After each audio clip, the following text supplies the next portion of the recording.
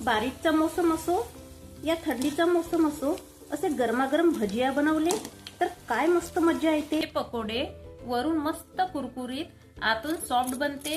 एकदा माझ्या पद्धतीने बनवा, खा आणि मस्त आनंद घ्या। बघून तर घ्या, ही आहे पालकची स्पेशल भजी। बघा, पालक एक बंडल घेऊन पाण्याने धुवून कच्चर कच्चर कापून घ्यायची। लगेच एका बाउल मध्ये पालक पटापट घालायची।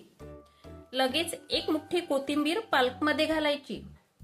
आणि मेन वस्तू बघा, एक वाटी आलूचा किस, याला धुवायचा नाही, धुतला तर स्टार्च जाईल।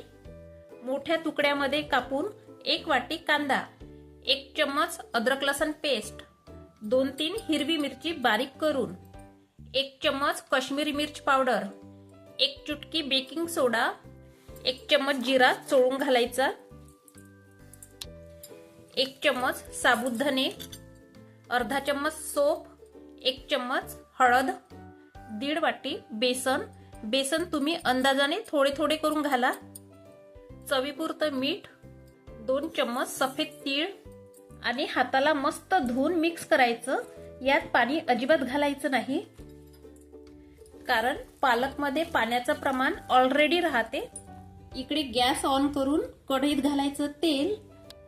तेल गरम झाले की थोडेसे पोषण घेऊन भजिया तेलामध्ये फ्राय करायचं। बारीकचा मोसम असो या थंडीचा मोसम असो, असे गरमागरम भजिया बनवले तर काय मस्त मजा येते। आता हे भजिया मस्त एका ताटामध्ये काढून घ्यायचं बरं का। याच पद्धतीने बाकीची भजिया तळून घ्यायची। हे पकोडे वरून मस्त कुरकुरीत, आतून सॉफ्ट बनते। एकदा माझ्या पद्धतीने बनवले तर नेहमीच तुम्ही पालक पकोडे बनवाल। म्हणूनच मी सांगते, असे पकोडे बनवा, खा आणि मस्त आनंद घ्या। पण कमेंट्स करून नक्की सांगा। धन्यवाद।